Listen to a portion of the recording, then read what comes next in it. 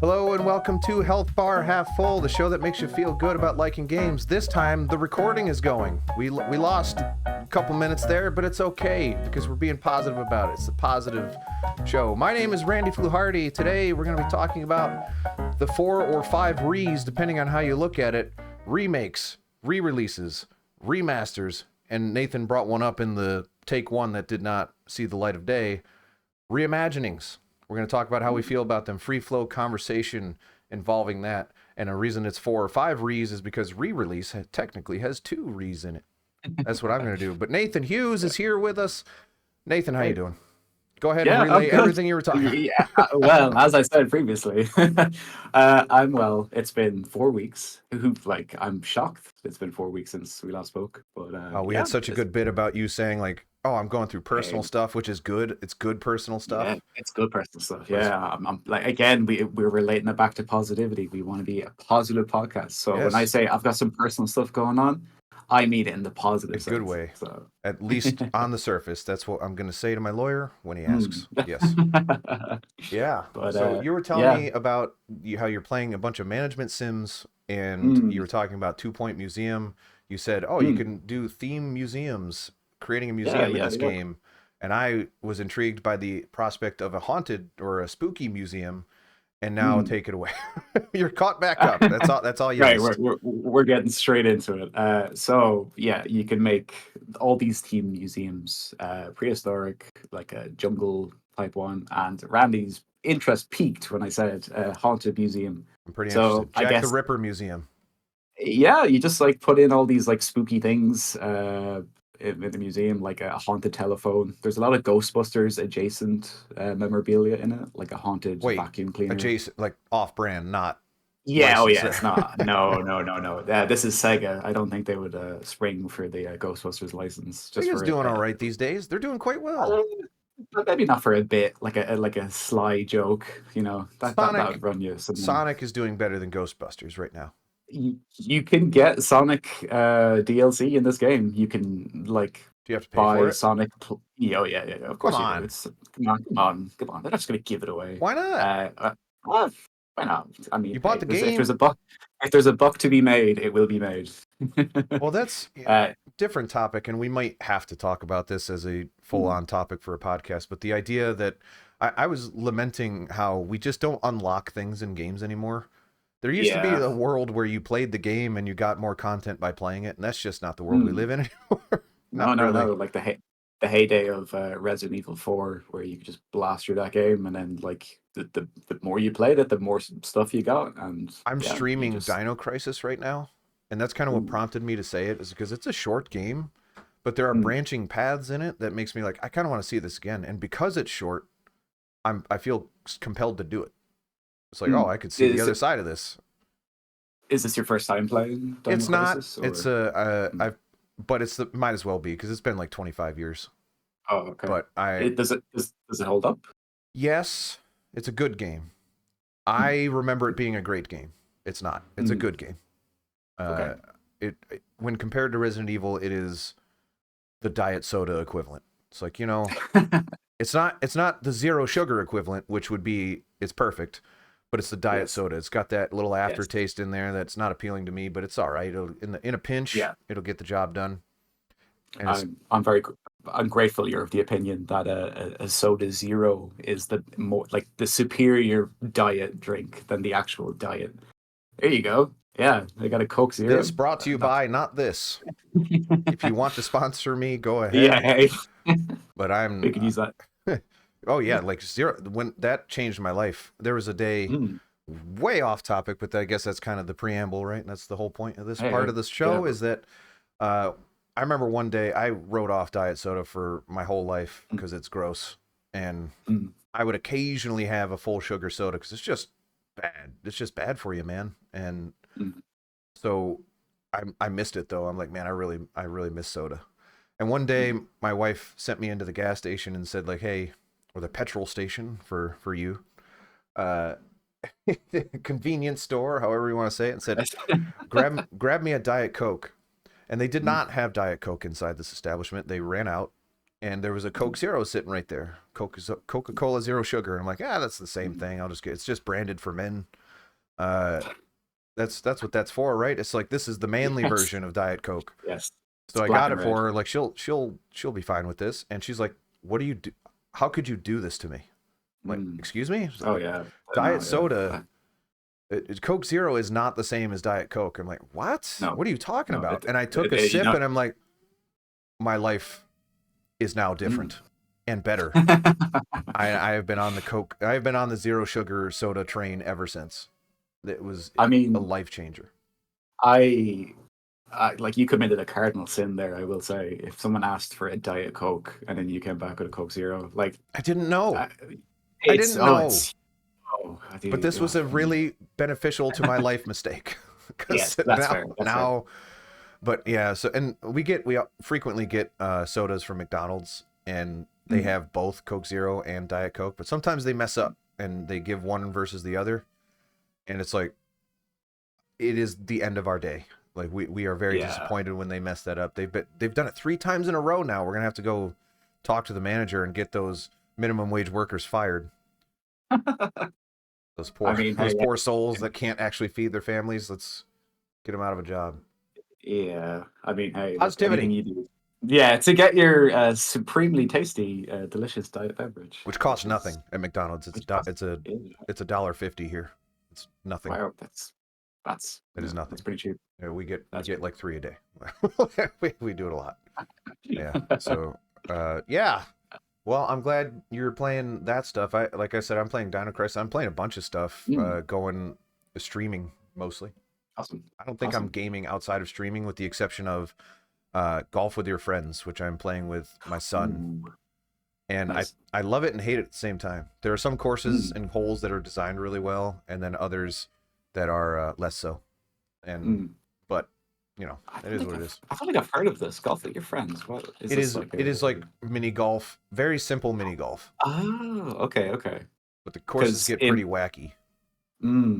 Okay, I could go for that. Like, I'm a fan of like Everybody's Golf, but this seems like straight up just mini golf. Everybody's Golf. Speaking of, I Yeah. just streamed the US equivalent of that, Hot Shots Golf, for the Oh, PlayStation yeah. 1 on my channel. Yeah. Nice, And nice. it went well. Yeah, it was fun. That's the gaming stuff I've been doing, just old stuff and Golf with Your Friends. Yeah. Exclusively. Nice. I mean, hey, if you're looking for a golfing recommendation, check out Neo Geo Pocket Masters, the incredible golfing game. It's not, And it's only it's only incredible for the sprites in it of like old middle-aged men pulling like hilarious faces whenever they get like a bogey or a birdie. They're just like, and it's lovingly rendered. And yeah, we need more of that. So I played as Cedric in Hot Shots Golf 2 on the PlayStation, and when he gets a par, he's a black man. And when he gets a par, he does like a Rastafarian like thing, and I'm sitting there thinking like, I don't know if this works anymore. I don't know if we're allowed to do this. And if he gets a birdie, he puts like a grass hula girl skirt over himself and does like a hula dance. If he gets a birdie, I don't think that's a stereotype though, so I think that's okay. I'm not sure black people are known for doing the hula dance with grass skirts on. If that's unique to him, then I'm gonna say then that's fine. You do you, Cedric. Yeah. It could be just Cedric's way of celebrating, so we can respect I that. can't think of any better way to celebrate getting a birdie than to slap. And you could there is an animation of him putting it on. It's not just, it doesn't cut to him and he just has it on. He puts it on. Oh wow, it's great. And I went after Freddie. He was my opponent, and when he gets a par, he combs his hair. Oh, nice. Okay. Well, it's not as exciting. If he gets anything worse than a par, I guess his hair just looks messy until the next hole. I don't know why we're talking about golf games, but I'm just going to go with it. Do you remember this game I think it was for the original Xbox? It was a golfing game where, a standard golfing game, Tiger Woods adjacent. But there was a thing in it where if you sucked at the game, you would have like a little angry meter that would fill up. Whoa. And it's like if it filled up all the way, you could basically just beat up your caddy. And you need to get the name of this, because I need to put that on my list. I'm not sure I'm familiar with this. I very vaguely think Steve Carell or a Steve Carell sound-alike narrated it. Leave it in the comments, whatever it is. Yeah, All right, that definitely got picked up that time. There have been sirens going off around my house. I yeah, apologize in the I was background. It is going sorry. crazy. Apparently, my town is on fire. That's Yeah, or okay. you live in Nothing silence. stops the show. Not even Mm, not recording. Everything is going to yeah. make sure this thing rolls with it. But I think now is going to go into the first segment, which I don't think I set up. But since Nathan Hughes is here, and his name Mm, happens to rhyme with news, we have to mm. talk about the news, the Hughes Yeah, news, and yeah. the N period Hughes. The new. I'm trying to make it work in one Okay, syllable. right. Okay. I thought you meant like the end period, as if I was like some sort of like prolific age in time, like the end. Yes, the N period, the age of Yes. N. I am going to. So Hughes News, of course. Mhm, It's the news segment of the show, brought to you by mhm. Nathan Hughes, and we are going to try to put a positive spin on it. Yeah. And I don't think there's too bleak of stuff going on right now, so it's going to be a little bit easier than it normally would Mm. be. So take it away, Nathan. I'll let you run with it here. Yeah, I guess the main thing to chat about is there was a Nintendo Switch Direct. It's just Nintendo Direct. Sorry, I don't know why I call it Nintendo Switch I Direct. think it is. No, it's Nintendo Direct. You're right. It's a Yeah. Nintendo Direct. There was a Nintendo Direct today, and there's a few things announced. A few sort of like Randy, you said you had streamed this before, I so streamed it as if it was the 1990s. I was pretending like every game was for the SNES. oh okay. I mean, So that's no how I streamed Nintendo. it. Yes. You never Every know. time a game showed up that was like Mm. 3D, I'm like, well, this couldn't run on this. This can't be real gameplay. Yeah, I think for me, kind of the main highlights were a Tomodachi Life, which I don't know if you've ever played those games, but they No, can be quite fun. I know what they They're are. yeah, you just basically make your friends and family as Mii's, and then just have them interact in hilarious ways. It's That kind of like The Sims for Nintendo. So that that's what I optical describe it. illusion at the end was fun, where the Yeah, giant one ran up to it. Yeah. there's going to be some weird fan art for that, I'll tell you. But moving on, No, we have why moving Rhythm on? Heaven. Yeah, I don't- Ooh, it's a You hit the PG. heart of it, if you know what I'm saying. It's like we're very positive. We're a very sex positive Exactly. podcast as well. I certainly am. Yeah. I mean, I don't necessarily want to get too deep into it, if you know what I'm saying. But if you say, if you know what I'm saying, after anything, it makes it dirty, Mm, just flat yeah, out. well, here's the police coming for you. There it is again. I Sending you to cannot horn. believe it. This is crazy. They're coming for your end. There's They're clearly sending you something to. going on. They know that the podcast is going on, and they're like, we got to get in on Yeah, this. yeah. They're gonna bust you. They're sending you to horny jail. They're gonna send this podcast to their friends and families. Like, yep, that's my siren. I got it in down there. All right. So Um, Tamagotchi it- Life. What's the yeah, I think subtitle for that? Is there one? living the dream coming. That's not bad. This, That's pretty good. but it's kind of weird. They just announced that it was coming 2026, and I'm kind of like, maybe you didn't really need to announce Or anything put it on because, Switch One. or put it on Switch One. Yeah, it doesn't really seem like there's a need for it Yeah. Is anytime there soon. So enough buzz for Tamagotchi Life to make that the final stinger of the? I don't think so. Not really. I think a lot. I think a lot of people were probably. I was watching the chat when it was being streamed. I think the start just showed like a lot of blue or like like waves and stuff like that. And I think a lot of people immediately thought, oh, they're making Wind Waker HD again for the Switch. And then immediately when they saw the Mii's, I think there was like a breakdancing uncle or something like that. Uh, People were just like, oh, this is the Allegedly, worst thing. both Wind Waker and Twilight Princess are complete and have been for like half a decade. They've just been sitting there, not releasing Yeah. it. Uh, Ah, I'd love to play those games again. Like I I have think them. Do you have them? I have so I'm one of those insane people who bought a Wii U solely for the purpose to play Wind Waker HD, the Wii U version of it, which is yeah, look at that bad boy. Yeah, That's yeah, there you there go. it is. And I, look how frequently I use it. it's a fine layer of dust on that bad boy. That's But for audio yeah, listeners. I held up my Wii U, and it is very visibly grimy. caked in dust. Like just I just I can haven't see. used it in a long time. Yeah, think Indiana Jones blowing off an Yes. ancient book. It might as well be an ancient book. I like the Wii Yes. U. I don't know. I liked it too. I think it was trying to do, something different, but I think it was a good precursor for what the Switch ended up being. So that's But Tamagotchi Life. No Zelda. yeah, no Zelda. There's a Rhythm Heaven game. Yeah, which That's is coming out that's now. fun. Were you a fan of Rhythm Heaven, the I am a games, the fan of its Rhythm? existence. I haven't really Yeah. gotten Mm, too deep into them. I have touched them in my life. mm, I don't remember how or why, but I mm. know I've definitely tried it. I don't own Yeah, any, so I'm not sure how I would have done this. Was there a demo maybe? I don't know. I think I'm in the same boat. I remember playing it before, but I never owned I a couldn't copy of tell it. you I think, how or why. I yeah, just it might be like the Croc situation we brought up the last time I was on, where it's like everyone's played it, but no one everyone owns was it. It's born just having played Croc, and especially I if guess, you're in Europe. If that's where you, yeah, yeah. exactly. And then Rhythm Heaven as well. I guess they could join that bracket I loosely. guess But so. And that one, yeah, the yeah. U.S. can enter on that game. Where just like, Mm. yeah, I was born playing Rhythm Heaven. Couldn't tell you how or why, but it definitely my, happened. my, it's like my daddy's daddy and my daddy played Rhythm Heaven and I played Rhythm Heaven. My future generations will play Rhythm Heaven. It's all I going to be Rhythm Heaven I from here on out. know 3DS and maybe we had demos at one point. Yeah. I'm wondering if I did that. Is Mm. there a 3DS Rhythm Heaven? There has to be. I would say so. Let me have a I check don't know. here. I think there's so many like offshoots of this game that it's kind of hard to remember. I think I confuse this and Elite Beat Agents sometimes because I feel like Oh, they're similar. those are different. They No, are no. similar in like that they're Mm. music rhythm games and they've Yeah, got titles that are somewhat similar in vibe.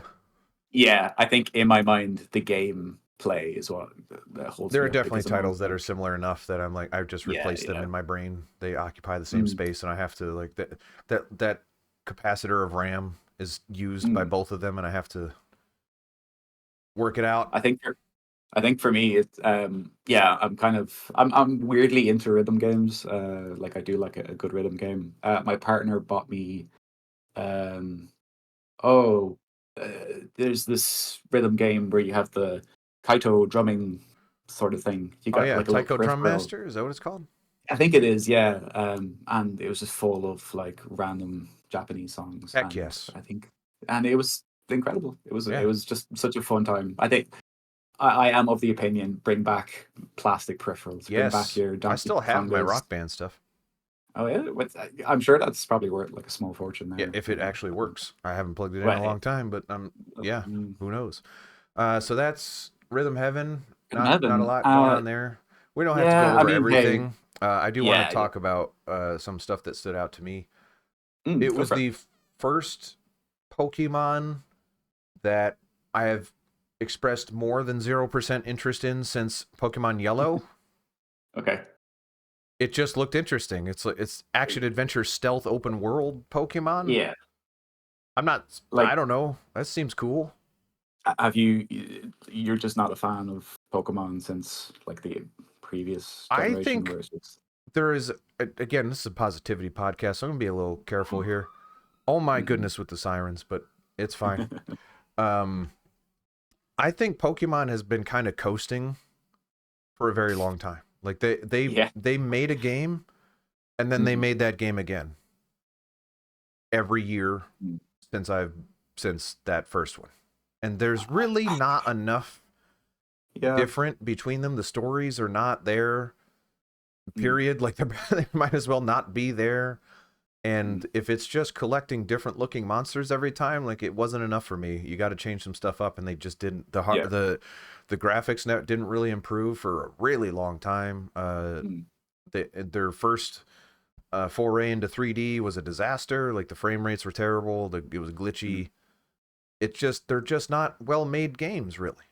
They had one Yeah. really strong premise, concept, formula, and they've just repeated that same thing over and over again. There's no Mm. reason for me to do it. I get why they do it. They're bringing in new generations with each game that they make, but I don't Mm. see why I need to jump back in. Yeah. I think the thing is like it attracts new generations and it tries to keep the diehard fans. And I think that's the same for like a lot of franchises these days, where it's just they want to get new people in, but they also want to appeal to the older generation and the people who are Yeah. in between, not 100% sold on it. They kind of don't really care because they can sell much more to the diehard fans. I was 9 when Pokemon came into being, and that was the perfect age. Yeah. And it took over my life for like 1 calendar year. And then I had enough and I moved on. I'm like, all right, this was cool. But it just never went away for anyone else. And like I'm like the one, I got out when it was safe. before it locked me in, I was able to get out.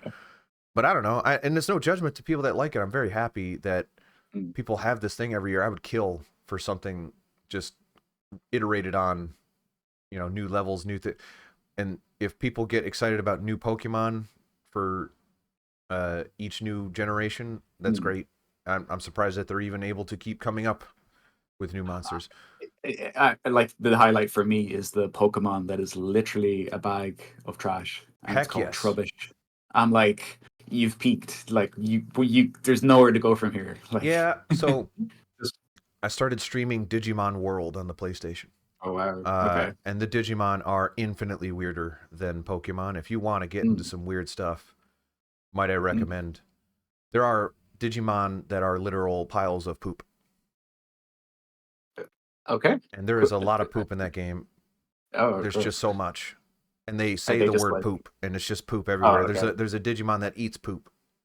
And visibly, like you see it. It's great. Digimon. Cool. Digital monsters. Yeah, monsters. In every sense of the word. Yes. It's digital poop, to be fair, I guess, right? I don't know. I don't actually know the lore enough to tell you if those are sentient actual creatures. So that means that's digital poop? Yeah. So it's just zeros and ones that are getting swallowed. It's not a big deal. It's like when you hit empty rubbish bin. It's the same thing. Exactly. That's all he's doing. It's just a walking recycling bin that's clearing out your files of poop. Yeah, exactly. Your poop files. Yeah, I think if you did have to empty the bin on your computer and it was you literally taking out shit, like I think people would be more considerate of what they delete. It's just so Pokemon. I don't even remember what the name of this game is called. I'm so bad at this. I just remember that thinking this is a new game. I know they made the Pokemon Legends thing, but I heard that it wasn't quite there. Yeah, but this one actually looks like they're trying stuff. They don't normally try stuff with Pokemon, which is why I'm kind of like eyeballing it a little bit. I'm like, what are you stealth? Interesting. I'm not sure how your punishment for losing stealth is that you enter a Pokemon battle. And you can sneak up on them and like brute force a Pokemon bat. That seems like I don't know if there are laws around that, or maybe there should be. Yeah. It's giving Persona energy there, where it's like, oh, you can kind of sneak around dungeon. I made that exact joke where I said this is Persona Pokemon. Nighttime comes around and Pokemon get dark. You have to shoot yourself in the head to summon your Pokemon. Yeah, there's a lot more penis monsters in Persona though, so we'll see. Let's see what direction the new Pokemon goes. Haven't gotten to the Digimon that's phallic yet. I'm sure it's there though. There's still time. Yes, plenty of time. And so there was this brief glimpse of this game called King of Meat or Meat King, something like that. Oh, okay. It was like 4 seconds long, and it was like a 4-player co-op platformer dungeon crawler. Ooh. And I'm like, oh, that looked cool. And they didn't dwell on it at all. But it's also coming to Steam, and I'm like, all right, I'm gonna add that to my wish list right now. King of Meat? Is it Meat King? Meat King, King of Meat. That's it. It sounds like a website a friend would send you. It's like, oh, check out meatking.com. Turn on incognito mode and go to meatking.com. And when you try to click out of it, the window minimizes and then opens up again. Oh, yes. Several more meats. Yeah, oh god. I guess one of the things I wanted to chat about was Metroid 4 that kind of popped up out of nowhere. Yeah. And it's still sticking to the release date for this year, it seems. Did that look any different than just Metroid Prime to anyone else? It just kind of looked like Metroid Prime again. What's what are they earning that for? What's the 4 in it? I don't want to be that guy. Like it, but it's just this has had so much build up and hype for Mm, people have been wanting a new Metroid Prime for like a decade and a half, mm, maybe longer. When did Metroid Prime 3 come out? It's been a long time. yeah. And Metroid Prime 4 has been in development for a really long time. So I kind of was expecting this to be like, all right, this is it, Mm. guys. We got it. This I is think did they restart development as they well for did. this? I feel Right. like, So yeah. which made me think like, well, what the heck did they have before that this is what Mm. came back out? So yeah, Prime 3 came out in 2007, so it's been quite a 18 while. years. Yeah, that's a whole the wait is like drinking age in And my time. Metroid Prime 4 looks like it came out in 2009. That's harsh. That's harsh. Ooh. It just didn't look I get you. remarkable Like to me. What the, and not to say that the game is bad. I just mean like if you're doing a trailer and you're showing off the like the the thumbnail bits, like I want someone to look at this and immediately think like, oh, I didn't mm, see any of those for me. There wasn't yeah. like a big boss battle or so, you know what I'm saying? Like Mm, they're just quick cuts to what looked like Metroid Prime gameplay, and it's probably what people want. I don't love Metroid Prime personally. mm. Uh, Um, I played the HD. Was it the remaster? Hey, yeah, that came there out you go. recently. How'd you feel about it? Yeah, I think it was good. I enjoyed it. Again, I'd only played like I previously mentioned to you. I'd only played like Super Metroid before Yeah, on the which is the SNES good Mini. one. Yeah, and I enjoyed it because I it was like I didn't really grow up with Nintendo consoles in the house, so it was just we were like a PlayStation family. But I played it and was like, yeah, this is great. Like I Yeah, you were a really Croc enjoyed it. family. Hey, we were Croc family, born and raised, you know. But yeah, So no, it was good. I enjoyed it, did and you finish it? I finished it. Yeah, Okay. it was hard. I was like, Jesus. I got what I feel is close to the end. I can't actually tell you that, and it's just like, man, those later Mm, stages. I hate this. I don't mm, know. I got to the point where I was getting aggressive with it. I was into it in the beginning. When you're progressing in a Metroidvania, mm, there's nothing better. It feels great. mm, You're unlocking mm-hmm. new abilities that unlock new. That's Yep. just like the best feeling in the world. But then there are Yeah. times where you don't know exactly where to go, and you're like Mm, scraping tiny pieces off the map to see if that's the next point that you're yeah. supposed to go to. In Mhm. Metroid Prime, especially, it's bad because a lot of times you'll go there and like, okay, now you got 5 more missiles. All right, great. Yeah. Like, I don't care about that. Uh, the best Metroidvanias say like, okay, now you got something baller. Yes, this was not the way you Mm. had to go, but this is the game changer item that you got here. Yeah, yeah. I'm a big fan of like when you get something that doubles like traversal ability, but Yeah, then can also chain into an attack. I'm like, oh yeah. yeah, that's good. Now you're cooking. And Metroid Prime 1 is relatively old.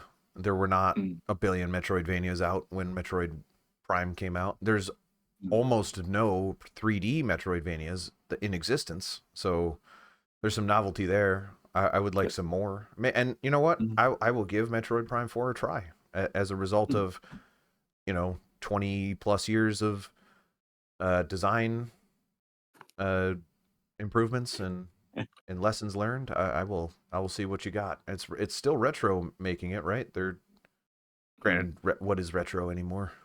yeah. Did you play Metroid Dread when it came out? No, I want Mm, to, but no, I haven't. yeah. I think that might be more your speed if Probably. you prefer that kind of gameplay. Anything Although I think else about the Nintendo Direct? Yeah, I guess this is a weird one. The kind of like last announcement of second to last. I was close enough to the end. They announced they're doing a virtual game card, which basically let me try to sum it up as simply as possible.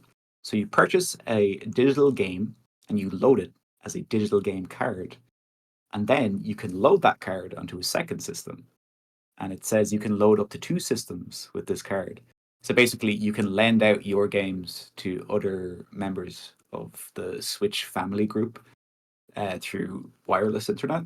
Yeah. And yeah, it's been added in April. So I guess they're kind of just testing this out now to kind of pave the way for the Switch 2.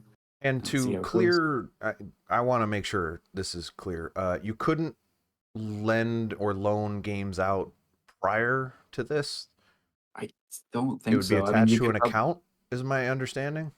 yeah, I think apart from like obviously physical, And now you the could idea do is that. that, oh, if you're on the same network, you can. Mm, I don't actually know the specifics, but the idea is that you can let someone yeah, else borrow it. yeah, exactly. You can kind of just say, "Hey, I bought this game. I played it. I'm done with it." And then this is where it kind of gets a bit tricky for me. Does this mean two people can play the one game? If I buy Mario Kart 8 and then I Almost want to certainly lend to a no. friend, Absolutely yeah. not. Well, Uh, definitely not, because you have to eject it. You have to. Yeah, oh, that was while I was streaming it. I'm like, I'm looking for the word object or eject. I know mm, it's coming. I know it's coming. And then there it was. You have to remove it from your account before you can give it to okay, somebody else. So okay. Like, wow, that's very that's very Nintendo. it's not bad though. I bet you Yeah, there's going yeah. to be a lot of backlash about this, but for me, I'm sitting there thinking. Mm, Someone asked, well, because I was streaming this. I think I mentioned that. And someone asked in the chat, like, how is this different than DRM? And I said, because it's Nintendo. It's different, and everyone likes what Nintendo does. Nintendo has branded something that has been in existence for 20 years, and now my mother is going to know how to handle it because mm, it she can grasp the concept of a game card. She can't grasp the mm, concept of a digital rights management license because that's mm. the it's just two different brains that she doesn't have. So if she Yeah. wants to borrow a game card and I eject it, like those are terms that she understands. She does not understand Mm, like I have a license and yeah. you have temporary access to this that expires. Like that's not anything that she gets. So Mm, that's kind of the Nintendo way of things. It's you see it with Nintendo where they really want to be as mainstream and accessible as possible. Where if you download something on the 3DS, Pikmin drop the data into the mm, square on your they're showing you visually what's actually happening. They don't just tell yeah. you download and there's a number. No, there's Pikmin are giving you the game bit by bit, Mm, little piece by piece, and that's just stuff that non-techie people can wrap their head around. yeah. We can dial it back a little bit in terms of now Switch just has a download bar because most people are familiar with those. But I don't think people are that familiar with digital rights management yet. So Mm, this is one way that people can wrap their heads around it. If I don't have yeah. a digital card in my system, it's not going to work. Okay, sure. Mm. Just like if I had a physical card, if I didn't have a physical card in my system, it wouldn't work. So I get where they're I coming mean, from. So like you said, more accessible. The Switch is 100% like a family console as yeah, much as it is for single solo players. But yeah, I think they're kind of leaning heavy into the this is for everyone. You can buy games, you can load them up as a card and send it to someone I in the hope household. I hope nothing nefarious comes of this. Like Yeah, I yeah. don't know how I, they would do it. I'm sure they're thinking about it though. mm, I don't know. yeah, yeah. Someone's like, "Hey, I got these bootleg digital game cards. You wanna They're probably want to already suing somebody for it. I'm sure. be?" All But right. yeah, no, that was kind of the majority of the Switch things. Yeah, There there's was a a few other games here there, and there, there are a but lot of farming games and remasters of mm, RPGs and all that stuff. And mm, we'll talk about remasters in a minute, but the every one of the until Switch 2 comes out, every one of those games looks the same to me now because they have to do a style that runs on that thing, so they all look the yeah, same, and it's really kind tough. of blocky, a little muddy, sort Look, of. But anime. yeah, It's either anime mm, or pixels, or it's just it all looks the same to me, and I mm. don't know. Some people in the chat were getting really excited. I'm like, how do you even know what this is compared to the last farming game that we just saw? Yeah. What is the difference? Uh, Like I noticed that when it's like an anime like video or trailer showing up on screen, and then people are like immediately like, "Oh, that's like Xeno Cross Blades X2," and I'm like, how do you know? How do you know that?" Yeah. Well, that's the Nintendo Direct. We're for today, March 27th. Mm, That Yeah, not too much for me, but the big Nintendo Direct is next week, which is crazy that they just yeah, decided to yeah, throw this in there before revealing the Switch 2 next week. So we'll yeah. maybe address that next podcast, but we got two more pieces of news that I want to lightly touch on. One, there's the return of Game Informer. I actually Okay. don't know the specifics about that. Can you run that down for me? Yeah, sure. Let me pull up this article I should have prepared earlier. So yeah, Game Informer kind of like they shut down very suddenly. I think it was like the whole website was just gone. There, I felt like everyone was kind of shocked by it. Yeah, That was in August last year. something like that. Yeah, it feels like it was much sooner. But yeah, so March 25th, Game Informer editor in chief Matt Miller said the publication was back under new ownership, and the entire Game Informer team came back just like that, which is What were like they just stuff doing like for the past 8 months? yeah. Hey, I mean, they're probably trying to find some form of I guess so. journalism job. Yeah, but I think it's great to see like these kinds of stories don't usually happen. Like it's not. It's always the opposite way. It's always like, oh no, like a team has been let go. But it's great to see that, yeah, they've kind of come back This is and the everyone's kind of come back as thing well. that if you believe in this and want this, you have to go support it because Yes, this is not the kind exactly. of thing that can exist on its own Mm, anymore. It's, mm. ads in a magazine, and I'm assuming the website's coming back. Yeah, yeah. That's not enough anymore. So if Mm. you want this, if there is there even a way you can financially support it? Is there like a subscription or a Patreon or I something? actually, I'm not too sure. I think so. As far as I know, it is like they're secured by a group, Gunzilla Games, which incredible name. That's I'll give them great. that. But they are saying they want to stay as an independent editorial outlet. So whether that means they don't want to accept like Patreon or something like that, I don't know. But I feel like a lot of gaming websites tend to do something akin to a Patreon, where it's like you pay and you don't see any ads on the website. So it's basically like an ad blocker, but you're still supporting the specific site. Now, whether Game Informer does something like that, I don't know. But yeah, it seems like they're kind of just taking on business as usual for the time being. That's kind of where we're But at. If you want mm, something that you like to continue, pay for it. You have to, yeah, exactly. Yeah. because it's just they're not going to thrive. That type of thing doesn't work anymore. It's Mm, if you want something that's not clickbaity, if you want something that's yeah. not rage headlines or whatever, you want to Mm, support games journalism in the way that it used to be. You gotta mm, support it, and yeah. I plan to. I'm gonna look Yeah. in to see what they have. Yeah. Mm, Uh, and I'm glad that exists. There need to be more jobs out there for that sort of thing. A lot of yeah. people Totally. still are hungry for that type of content, and there's just not nearly as much of it as there was. And the Mm, stuff that is out there is very, you know, again, reactionary, YouTube thumbnail, clickbaity style stuff. If you want actual yeah. comprehensive coverage of games the way that it used to be, you just got to throw money at it, or it's just not Mm, going to happen for you. So do that. I yeah. think that's a cool story. I'm looking Yeah. forward to see what comes of that. And Definitely, definitely. Very, very positive story in the kind of yeah. midst of game news. And they celebrated by releasing their belated top 10 games of 2024. So, Oh well, which I'll have is, to look at that. yeah, Do yeah, you check pay it out. for it, or is it on the No, website? no, no, no, no, it's on the website. You can check All it out. right. It's as if nothing happened. It's kind of Is wild. Astrobot number one? I will let you find out. But Oh, spoilers. All right. One more positive news thing that's coming off the top of my head, and I don't know if you have it. Mhm, So the mhm. specifics are maybe lost. There was a union that was Okay. actually created and formed recently here. It's one of the. It's like I think the first game industry union um, Mm, nationwide in the United States, which is a big deal. I want to okay. say it's Game Workers Unite or something like that. I wish I had Mm, the name of it. All the details are out there for people. I just wanted to, as someone that has been in the game industry and laid off, uh, and and have seen a lot of people go through it and get harassed and all this stuff. Like having a support system backing actual people that make the games that people love is very very exciting to me. mm. I am very pro union, so that works out for me. I want to say it's Game Awesome. Workers Unite. Let me see if that's right.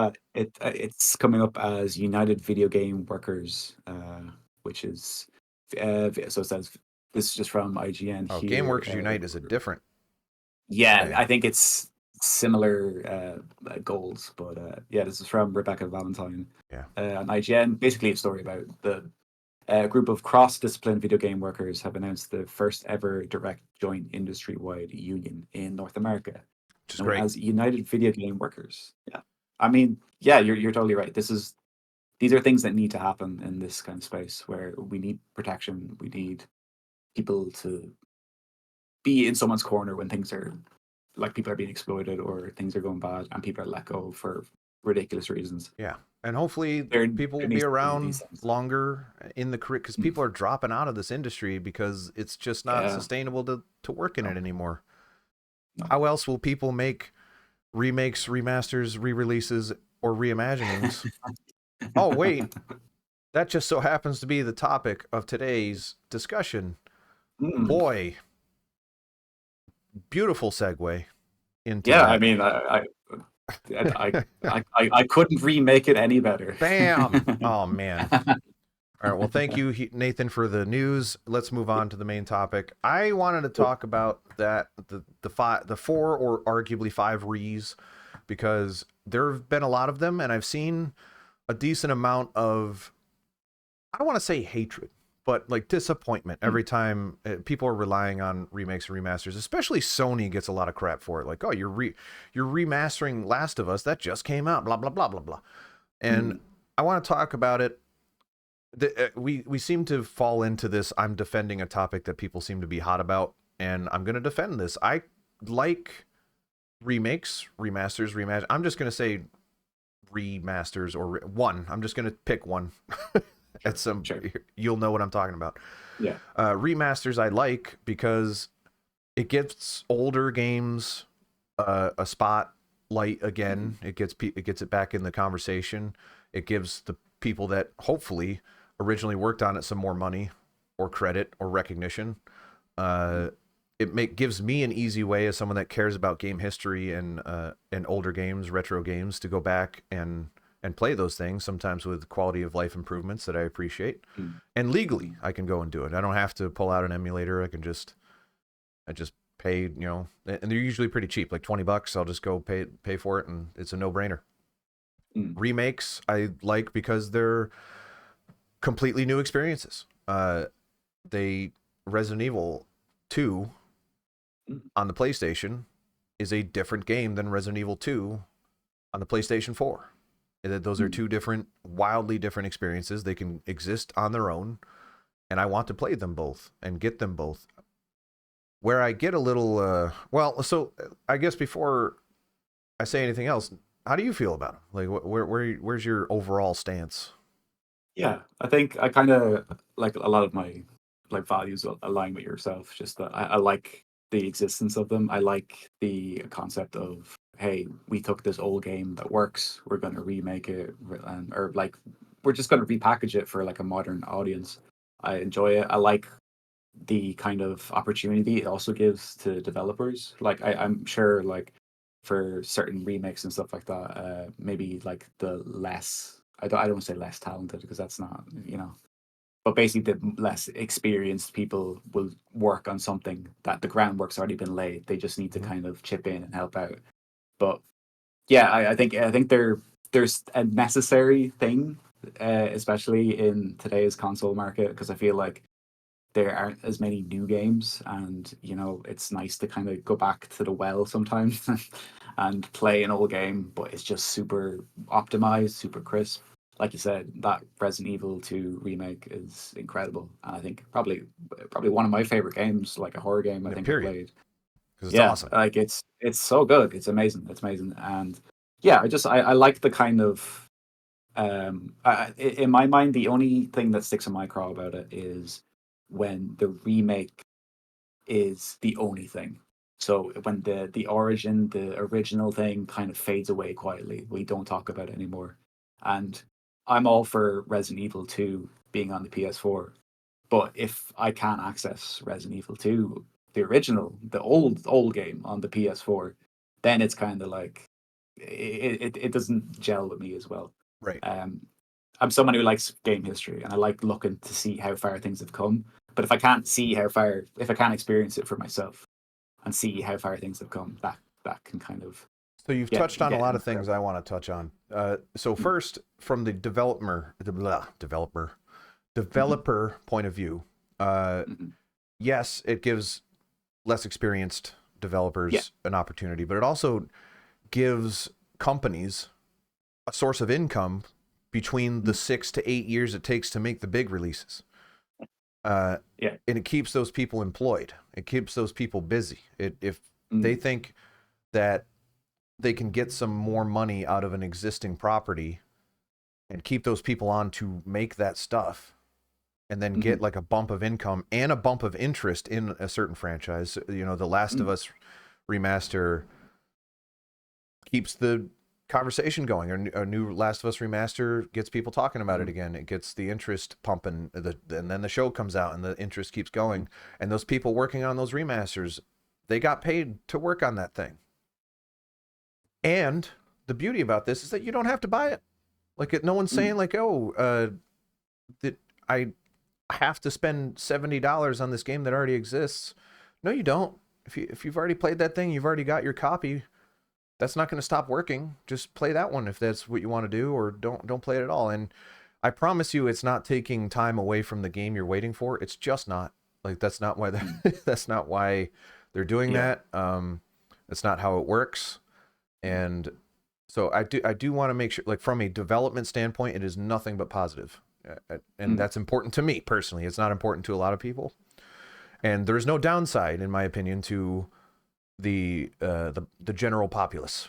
They're Mm. not forced to buy it. It's not taking any resources away from the actual game that's being made that they're looking forward to. So there really is everyone that says like, "Oh, I'm so sick of these remasters. I wish they would make new stuff." They are making new stuff. It just takes way longer than it used to. Mm. Um, Yeah, I guess it's a kind of like the soft launch, I suppose. They take these projects as a way to kind of like bolster the bigger projects. So, like you said, if you don't care about it, then just look away, shut your eyes. ah, like, I'm not gonna buy the Days Gone remaster. It's just not gonna happen. Yeah, But it doesn't yeah. bother me I that it mean, exists, right? I'm glad that mm, people got paid to work on that thing. That's pretty much how I feel about it. And the, I will say though, I think as much as you're saying, yes, it's important that these things exist because they are in service for something bigger. Hopefully, like that's the intent. But sometimes it can be a bit strange when the remaster or remake barely looks any different to the thing that just came out like 10 odd years ago. yes, I agree. Yeah, it's a strange thing. It's I like to me it's almost like you're charging to, you know, port the thing over, if that makes sense. You're Which they getting an are, extra. and Yes. to and I agree that that kind of sounds like it sucks. But then I think about, like, well, they Mm. reprint books, they remaster albums, You got they me do there. special editions of movies. Like, why the Yeah. heck is this the where we draw the line? Like, how many times Mm. it I'm trying to think of a movie like Lord of the Rings is not that old in the grand scheme of things. It's, getting there, but it's not that Mhm. old. And there are how many editions have come out with that thing, and they charge all of the money every time that thing comes out. Yeah. I, you know, box sets and stuff like that, and every time Blu-ray and then 4K and then all that. So Mm. this is not unique to games, right? You don't get a free upgrade from DVD to Blu-ray and so on. So why should Yeah. you get it? I love the idea of backwards compatibility. I think it's great, Mm. but that's kind of unique to games. Like, you can't put a DVD in Yeah. I mean, you can, but it's not going to look as good, right? So Mm. I what is it? We just get so entitled as this community, man. It bothers me. Where I'm like, why do you feel like you're owed something? Mm. This Mm. is these people are where it started out because someone had an idea and they wanted to pursue it and they're passionate about it. And a lot of really talented, passionate folks are working on it and putting their heart and soul into it. And yes, there are business practices around it that I disagree with a lot of the cases, and some of them are even predatory, which I definitely think is deserving of criticism. But when Mm. someone's just putting out a product that exists and charging money for it, I'm like, come on, guys, you don't have to buy that. Your copy's not going to disappear, you know. So yes, I'm with you in the sense that I find it unnecessary, but Mm. also it would be foolish for them to not do it if people are Yeah. going to buy it. Yeah. So how many I mean, times how many copies of Skyrim do people have? Stop buying mm, Skyrim and they won't make it anymore. hmm Stop it. hmm But they're gonna keep I, making it because you're gonna keep buying it.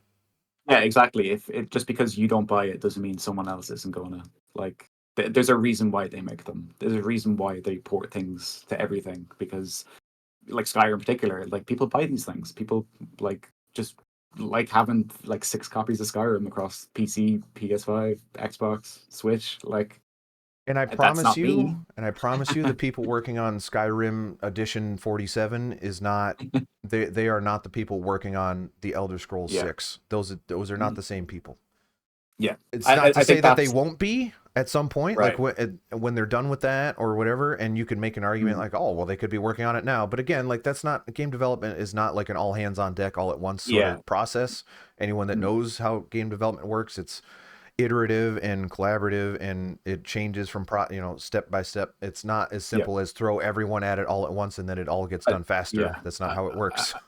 I think you touched on a great point there, where, like you said, I think a lot of people feel angry when you see a remaster remake being done because it's like, well, why are they wasting their time making this instead of a new thing? And like you said, people just think it's all hands on deck for the remake. It's like, oh, we're making a remake of a Spyro game instead of making a brand new one. Like that's not how it works. Like No, I'm sure they're doing like it's just I don't know what it is. I think people, like you said, they just don't have an understanding of how the game development works. I this can't say I'm particular privy to it, but this particular this happens a lot. industry, this is slightly beyond the scope of this conversation, but I'm going to bring it up anyway. This particular industry has been delivered value Mm, out the bum for mm, since its inception, and we mhm, have gotten to the point where like unless the value keeps improving, we are going to revolt.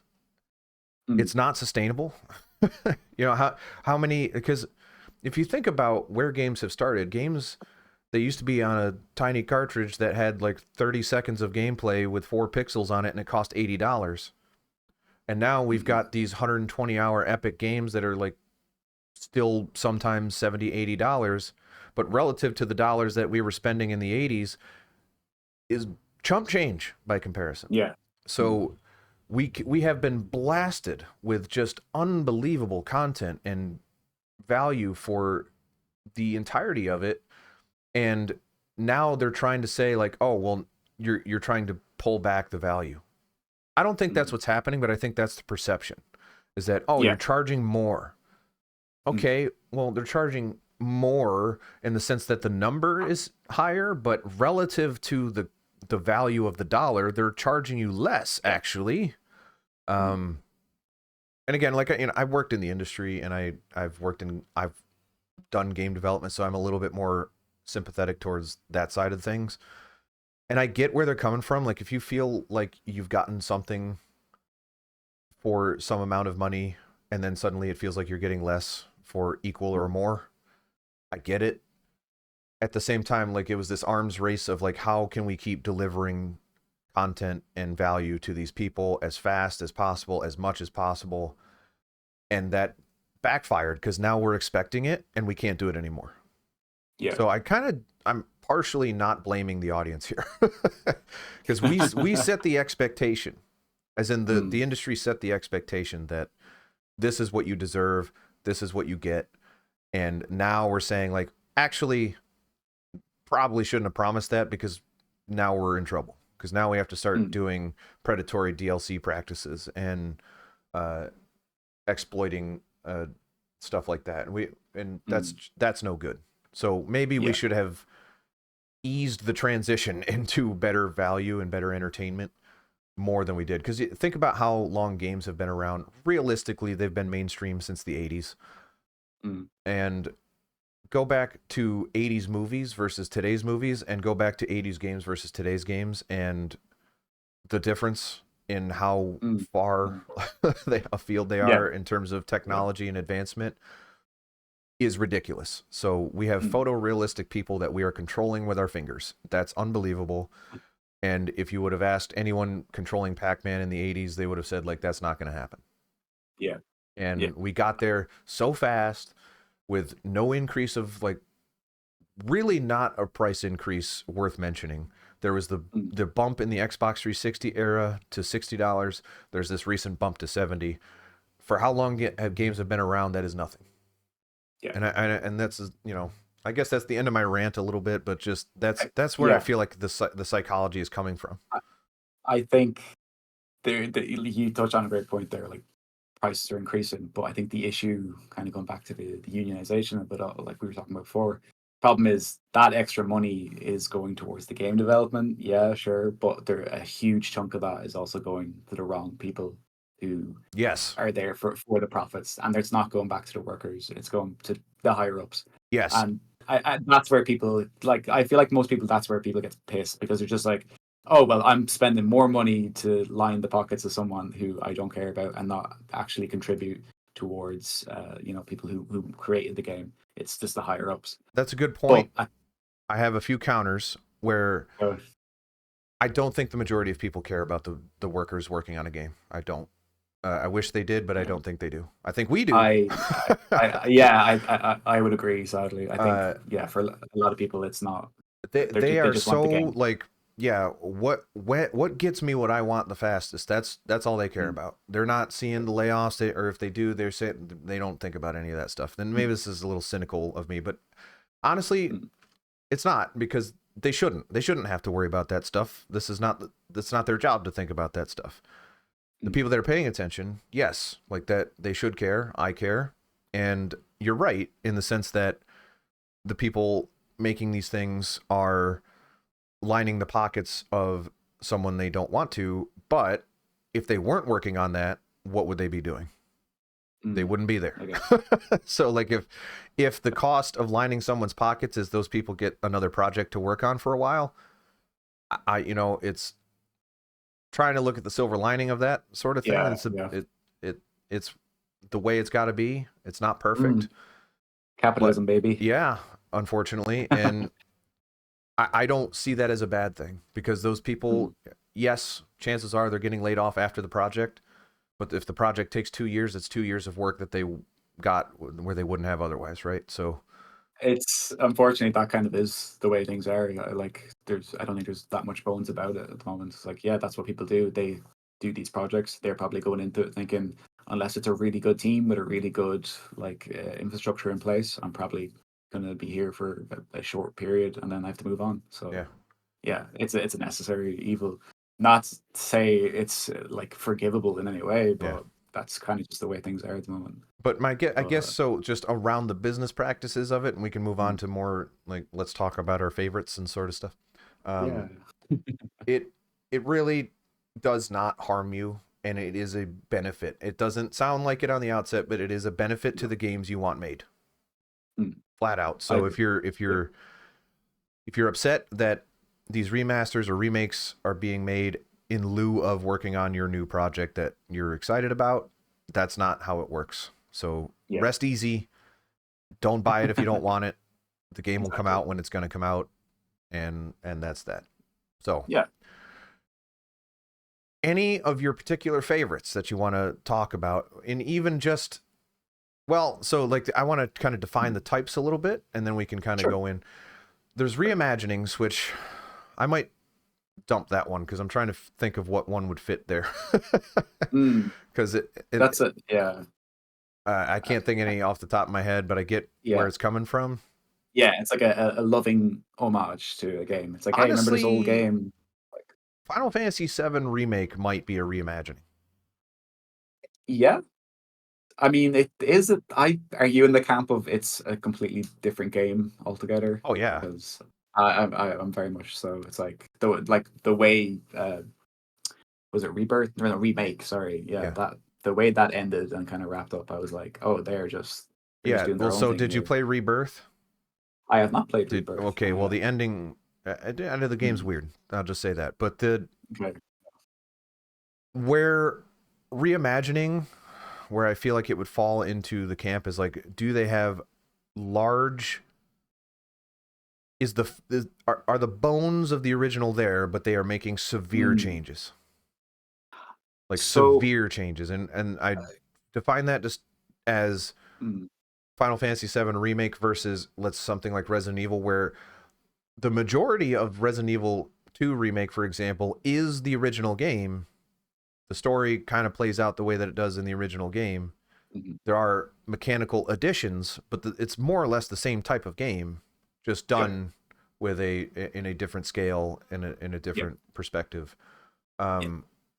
Whereas Final Fantasy VII doesn't feel like the same game even remotely. No. And they changed the story immediately. Within minutes of starting that game, it is not the same.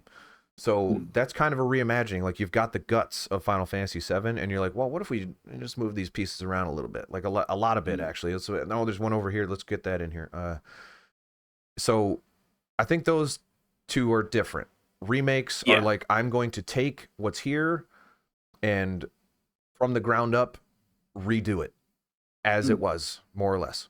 And reimagining is like, I'm going to take what's here, redo it from the ground up, but change a lot along the way. How does that sound?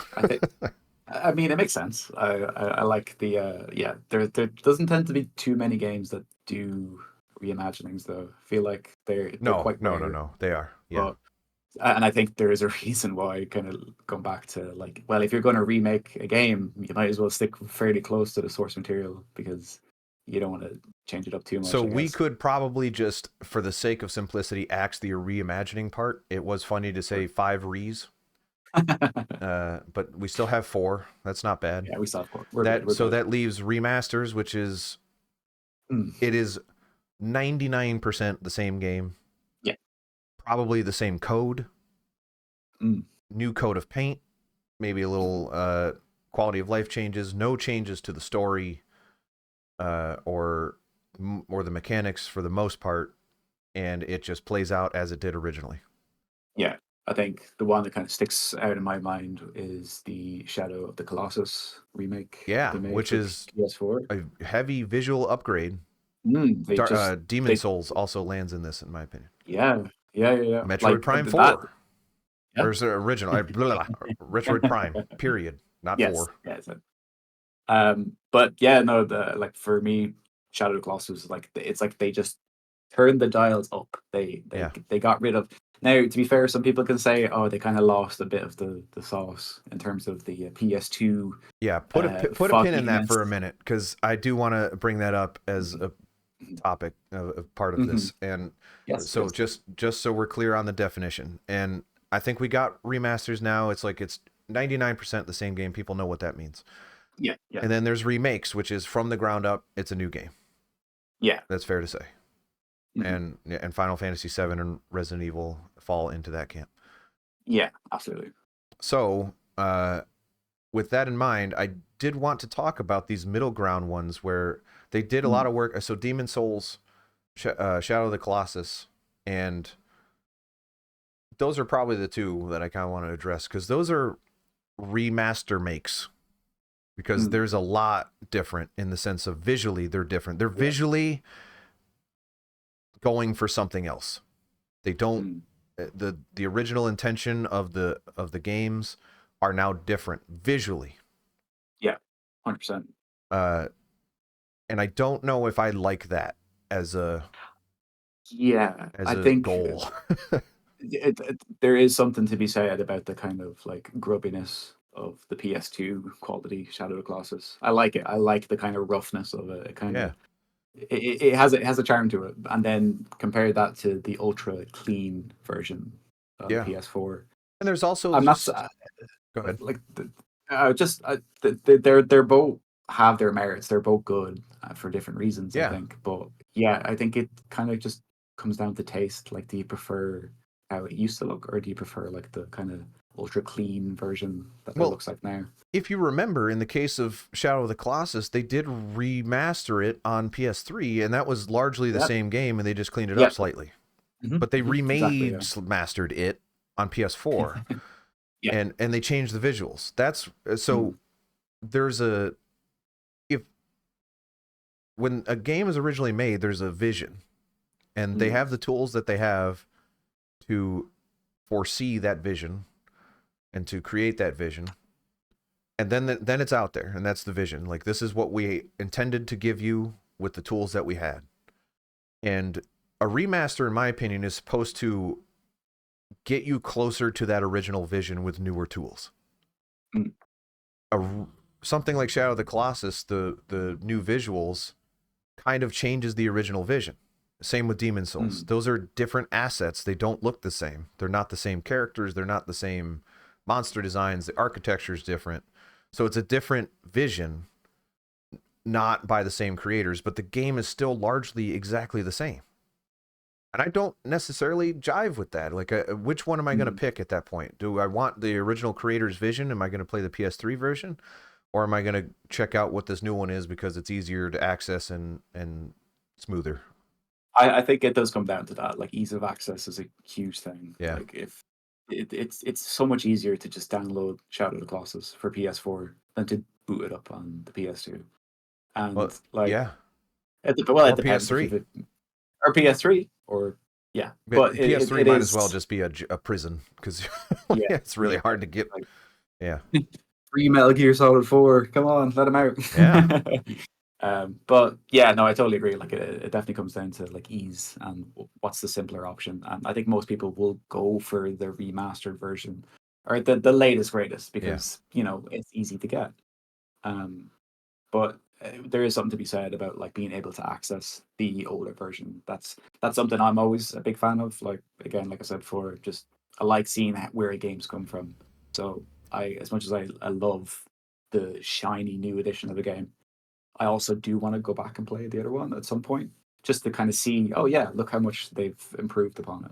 What I love, my That favorite remasters are the ones that allow you to toggle between new and old graphics. mm, yeah, And I those know are that's that. not easy to do, No, that's tough. but there are 3 that come to mind that are great. 4, Mm, another one just came to me. There's Halo, which mhm. allows you to do it, and that's really awesome. It's just on the fly in the middle of the game. You just press a button, bam, Yeah, new graphics. insane. All of the How does that work? I don't know. I I was not involved in the. I wish I knew. Come on, Randy. It's impressive.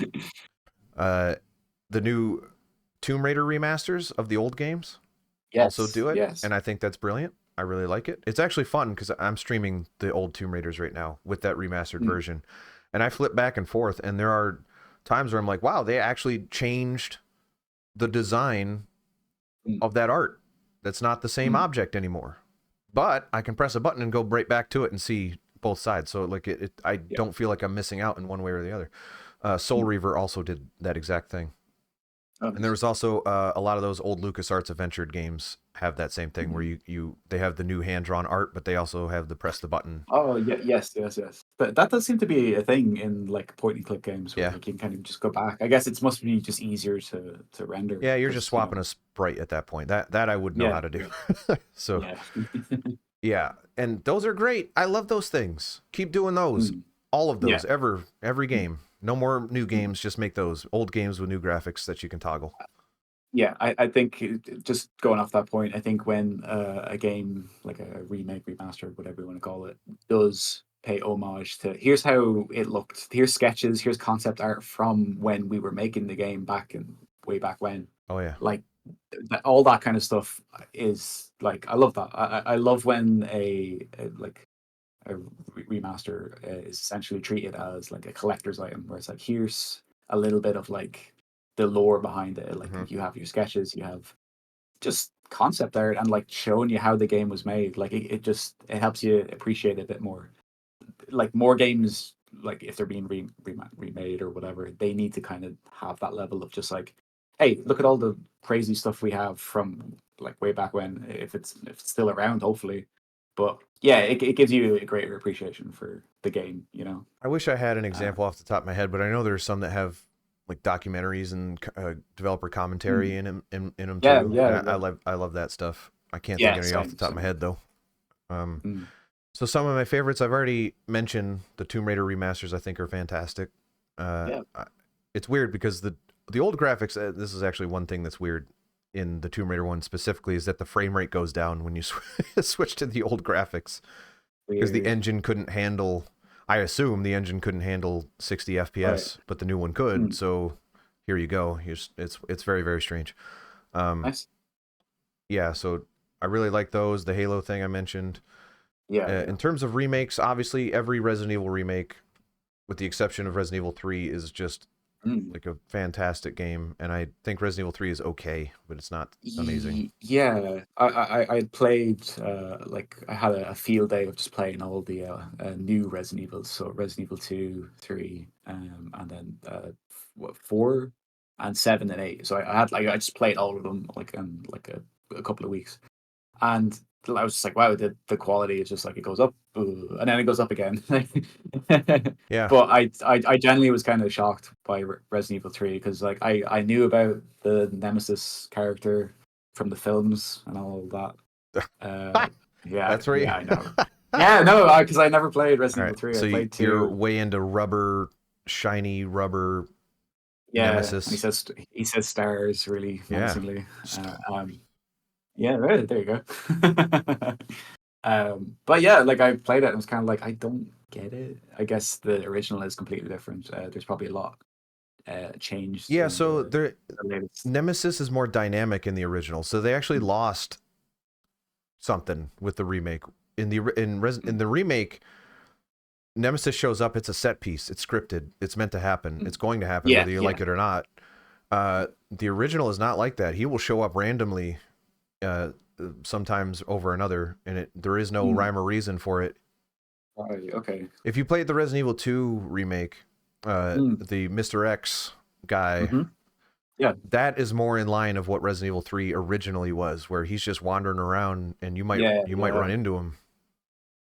God, that guy sucks. I hate that guy. But they nailed it though. Like they already got Yeah. what made Resident Evil 3 so good in that one. So it's almost like Mhm. Resident Evil 3 remake didn't need to be made if they just took that part out Yeah, of it. But but again, like they yeah, had those assets, so like we yeah, need a product on shelves to give us some money. So there yeah. you go. Yeah, you know. Like I enjoyed it. I think I paid like a cheap enough price for it, Oh, so it those wasn't things like get discounted like crazy. yeah, it's kind of nuts. Like it's so quickly discounted as well. I feel like if you just hold off like a You month get a after, bundle. They'll have the bundle. yeah, Here's yeah, all of them ever made for yep, $15. I'm like, oh my goodness, that is like the best deal ever. Those are yeah, yeah, amazing games. yeah, amazing games. Um, so in terms of remakes, what is your favorite Resident Evil? Is it Resident Evil 2, or do you lean towards 4? Um, Here's another topic that we can actually talk about a little bit because Sure. Resident Evil 1, the Oh remake. yes, the HD. Yes. Yes, I want to bring that up because it is Mm. very, very close to the same game. So it's almost the Yeah. antithesis of what I was talking about. But I appreciate it because it knows it. It knows that Mm. you're a fan of the original. Mm. Also keeping in mind the timeline, Resident Evil 1, 1996. Mhm. The one remake, 2002. So it's not that far between the Mm. two. Yeah. Yeah. And I was still playing the original off and on by the time the remake came out, and that game messed with you. If you knew the Mm. original, like it made changes on purpose to mess with you. That was interesting. Uh, That's cool. and it is different enough, I feel like, where it's just on the cusp of being a different enough experience that the two can Mm. coexist. It's not a Mm. change in perspective. The story is largely the same. I mean, it is from the ground up remade, so I guess it depends on how you look at it. But Yeah. I still think Resident Evil 2 is just a success in every Mm. possible category, from a remake Yeah. to an original experience to everything top to It, bottom. it kind of launched Capcom into this like era of just everyone was paying attention to Resident Evil again. Yeah, It well, was so like, oh, Resident Evil everyone. 7 started that, where Resident Evil Mm. 7 came out and they're like, wait a minute, Yes. Yes. That's right. Yeah. Capcom doesn't suck anymore? Yeah. And then That they was followed it up with Resident Evil 2 and they're like, two. oh, Yeah. That was the oh, 1-2 punch. Yeah. we're here now. Mm. And then they've Yeah. just killed it Definitely. ever since. They've been on an Mm. absolute tear. So I guess 2 would be my actual answer, Mm. just because of how different it is while somehow still staying true. Yeah. It is such a cool um, iteration on the original, maybe even a reimagining, if you will, Mm. on how Mm. they tweaked some of that stuff, and super just tightly designed, and it's really fun to explore that space in 3D. But it's Yeah. fun. It's interesting because those mechanics are largely the mechanics that were in the original Resident Evil from 1996. There's still herbs and mixing stuff and save points. If you play on hard like I do, there are ink ribbons and typewriters. Yeah. So probably Resident Evil 2 would be my answer. Yeah, it's neck and neck for me, but I would almost lean more towards 4 because it gave me a way to play a game I enjoyed so much again in a different way. Yeah. So I can go back and play 4, the GameCube, PS2 version. I can play that. That's available everywhere. I think you can play that on pretty much anything there, which is great. Like again, this is what I'm all about. You Yeah. can go back and play the original, but then I can also play the remake version, which is incredible, really fun, and yeah, it's great to have something that you can show someone and say, hey, this is like a really clean, polished version of this old game. Yeah. And if you like it and you're a really big fan of it, you can go back and play the original and see like how much has changed. It's interesting because Resident Evil 4 is, if we're talking about video game, capital V, capital G, video game. Hell yeah. Resident Evil 4 is darn near perfect. Oh, yeah. 100%. And then they remade it. And I'm sitting there thinking, like, why would you do this? And then I played it, I'm like, oh, this is neat. They tweaked it just enough where it's like, this is a new experience. Like, play this again, only we're gonna pepper in some new mechanics, and the combo system's gonna be a little different. And there's gonna be some open area sections and new crafting and new but they changed the voice for the merchant, so it's useless to me. Like I will never. Ooh, I didn't consider that actually. Yeah, that's messed up. How dare they? RE2 remake. That's my number one. Yep, I was gonna say you have to remove. I don't even think RE4 counts anymore. You had one job, Capcom. Yeah, I mean, what would you do? Yeah, I'm excited to see like what's next, because I guess they're just continuing on with this train of like remaking stuff. So, do we get a 5?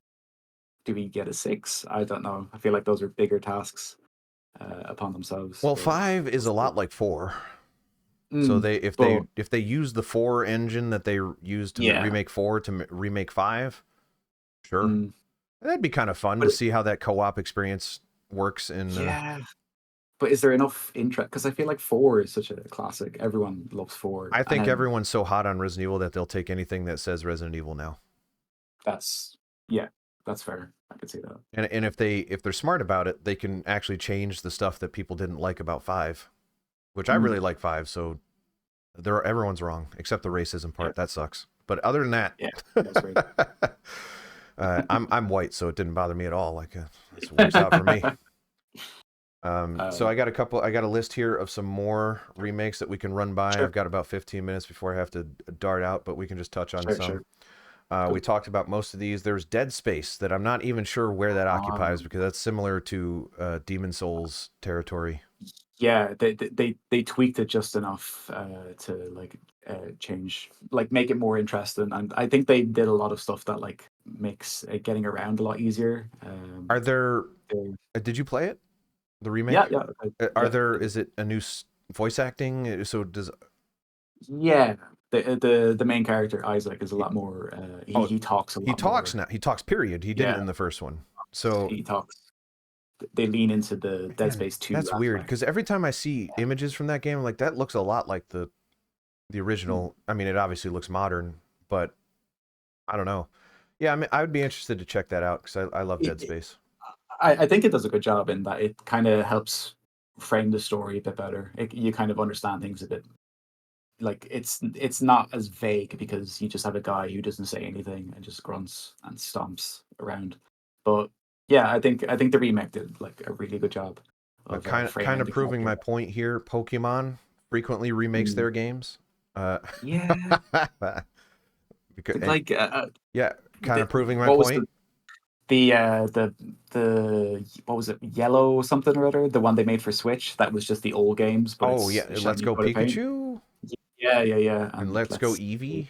Yeah, that was great. I enjoyed that because it was the old game. And who doesn't play an old Pokemon? So yeah, I would play those ones. There's the Tony Hawk Pro Skater remakes that came out, and that's interesting because they're largely the same, but they took future mechanics and put them in the old games. That was wild. I think that was kind of crazy. And to kind of touch on what we were talking about before, they're releasing the next two games, the 3 and 4, this summer. And for me, I remember playing 4 a lot because I was a Mhm. weird child. Oh, four's I love great. 3. No, but it's not. It's It's like not? no, it's a time and place type of game where it's I just don't like you just know. they tried to lean into GTA too much, but I did like that about it I liked the back part where there was no then. time pressure and I could try the objectives over and That's over yeah, again. but they've completely changed that for the remake. What? They're putting in timed rounds for No. 4, so you have 2 minutes to go do What? stuff in the college in London, So all that these they have things. to completely redesign the levels then. Yep, yep. Because I remember like the missions you would get in 4 would be like, oh hey, knock down all the pink elephants, or oh this guy is driving around in a car. You have to sketch on the back of his car. Like That's it. they were just mini games basically, I or like little know, tasks. but I know, But but that was mm, fun. it was fun. It was fun back then. I All think if right. you went Well, back to it now, now I need to know. I'm putting it on the list. That's crazy to me though. yeah, no, And then it's another one, last one I want to, well, not the last one, but one I sure. definitely want to touch on. Hmm. Uh, Silent Hill 2. Yeah. I want to Oh talk about wow. this real quick because Hmm. Silent Hill 2, the original, Hmm. is underappreciated in terms of how perfectly it executed what it was going for. Mm. People say, "Oh, the voice acting's weird." The thing that was all intentional, and it served the purpose of of telling the story they wanted to tell. When they Hmm. announced a remake, I'm like, I can't imagine what changing any of those elements would do to make that story work any better. And then it came out, Mm. and everybody loves it. Hmm. What am I missing here? Like I haven't played it yet. So are So you familiar with any of it or? yeah, no, I'll pivot this to you. I randomly picked up Silent Hill 2 remake and played it, and I thought it was brilliant. I really, really enjoyed it. I was like, this is so like mature. It's like there's so much going on. It's kind of nuts that the story is relatively untouched, and just to think like they were telling this story all the way back then. I That's have to insane. know. There was But a Go ahead. I, I then played the original and I was like, oh wow, yeah, like it's like the story like is just as good. There's more emotion, I guess is the best way to describe it in the remake. They do a better job of like letting the actors in the Be scene weird tell the story. Yeah, on exactly. But purpose. yeah. Just completely bizarre games. I'm so glad they remade it because I'd more people like myself get to experience these utterly bizarre games. To get to like shoot mannequin legs that crawl around and hide in corners, which scared the bejesus out of me. But yeah, I think this is essentially what remaking a game is all about. Like it's introducing it to a new audience, and then people get an appreciation for the genre as a whole, or even the series as a whole, I should say. So But yeah, and you played both. You said you went I back played both. and you loved Yeah, I both. went back. Yeah, I think they do remove a bit of the kind of like kitschy charm to the original. It doesn't feel as silly or kind of intentionally Well, silly yeah, or uncomfortably weird, and I think yeah. there's something to be said about that. There are directors, movie directors that do that. They do things that are so outside of the realm of what we see would be possible or Mm, natural, right? We see yeah. they tell actors to like say it like this because no one would ever say it like that, and we want people to feel uncomfortable and think about their Oh lives. yeah. Oh yeah. And that's what And Silent that's Hill 2 does. Like these people, because later on in Silent Hill 2 the original, they start acting mm, normally, which is freaky. mm, No one talks about that part. Everyone talks about the beginning of the game where they're acting weird, but then later in the mhm, game they start talking like humans, and it freaks me out. Like mhm, it's something that mhm. sticks with me to this day. I'm like, wait a minute, you're just acting like a human all of a sudden. What's going on? I thought Yeah, you were, it's I thought you couldn't uh, act. like you have like what 6 scenes with a character. First 2 scenes, he's getting sick in a toilet. Second scene, he's eating ice cream that's melted with his hands, and Yeah, then from that point, he's talking like a completely normal it's human. so And you were like, weird, and that's you so were just cool. what? Yeah, they completely flip it on its head. I It's love so unbelievable. I love Silent Hill 2, man. They just nailed it. it. and apparently the remake nails it as well. There's so It's I'd be interested to hear your take on a it. But follower yeah. of mine is agreed with me about the original Silent Hill 2, and he was also skeptical. And then he played the Mm. remake and he said it's great. So Yeah. they've won That's it. everybody. Good, Yeah. good for them. I need to play it. I'm gonna. Awesome. One more I want to touch on. Last one. Sure. Sure. And this is a remaster. Ooh. Grand Theft Auto the trilogy. And I want to touch on that because Sure. why I just no, go on. why did they do it? I I I do not Everybody know. was asking for it. It was a weird one. It was Like, a was weird it one. a mobile developer? It Did they get? looked yes, I think, and it looked like this was before generative AI was a big talking point. It looked like someone Mm, said like to ChatGPT, spice this up. Obviously, I'm being reductive, but that's more or less what it kind of looked like. It looked weirdly mm, smooth, and I know those games are supposed to be stylized and cartoony, but they have an intentionality to them that the remasters absolutely did not. And they were yeah. broken messes, like they were glitchy to heck, that they didn't run Mhm. well. And I think did they not replace the originals at some point? Like you could, if you Yeah. had them, you could Yeah. download them, but if you didn't, they're gone. And I don't know Yeah. if that's still Exactly. true. I think yeah, you're dead right. It was like it was delisted, so you couldn't purchase it once the definitive edition came out. And it But seems if you, like such a no-brainer to say like these are the greatest selling games ever made. What if we do nothing and just put them back out? Hey, mm, there's better frame rate now. There's better controls a little bit. mm, A little tiny bit. Let's take the mods that exist to make this game better, officially put them in there, charge full price, and say like, go to town. yeah, But that's all they needed to do, and they didn't do it. it was kind of a shitty way to go about it because I think there was a lot of uh, mods and stuff like that that were put in the old versions Yeah. of the game that people would download and be like, oh, I've got like an up-res version of San Andreas running, but now it doesn't work with the newest version because Insane. you know it's I had to bring it's that one up because I weird, remember because we don't talk weird, about it anymore, rightfully so. And I just rightfully thought, so. and I just thought about it. I'm like, oh yeah, I don't think anyone would ever choose to play that version over the original. No, I no, have not to at all. imagine. Can you even buy it still? Probably. Does Mm, anyone talk about it? I've seen people stream Grand Theft Auto. It's never those versions ever. no, no. What a I failure, think man! Holy crap! yeah, I think it's like especially for like Rockstar, where That it's like is you think they hilariously. you think they Uh, know what they're doing, but then it was an absolute whiff. You're just like, come on, guys. and there's no way they didn't know. They didn't. Yeah. How? I mean, you had to see the writing on the wall, Rockstar, or maybe they just thought like, Mhm. well, we put Grand Theft Auto in this box. Maybe that's enough. Hey, I mean, I'm sure Unbelievable.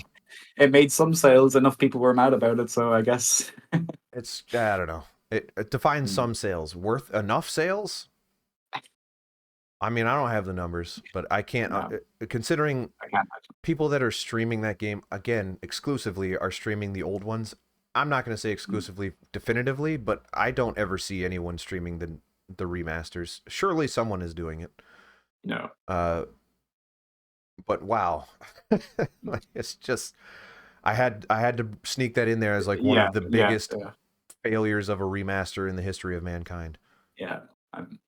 I mean, that I understand being upset about. I totally get it there. It's like, yeah, you botched it so bad. Wait a minute. But Now that I'm thinking about it, they did it with Silent Hill as well. Silent Hill 2 and 3. I should have brought this up when we were oh, talking about Silent Hill. They yeah, they did. remastered 2 and 3 on the Was it 2 or 3? yes, Yeah, it was 2 and 3 and they changed the mm, voices. Only. That's all they right. changed about it. I there's a funny little tidbit about this because I remember one of the big talking points was they changed the font of the sign Oh, for they Silent did. Hill. So it's in It's Comic like Sans. It Comic says, Sans. Oh my god, yeah, and they had to pick the worst possible font. yeah. Listen, But Comic I will Sans is say not bad. I just it's not bad. It has its place, yeah. but doesn't suit this scary game. The funny thing though is in the new game, when you're walking along going into the town, you see the old sign from that Oh, HD just thrown in the trash. It's like tucked away behind some bins, that and I'm like, you know that's those guys cheeky. care. Those are people that were passionate about this project. Yeah. That's Mm. awesome. That was awesome. Yeah.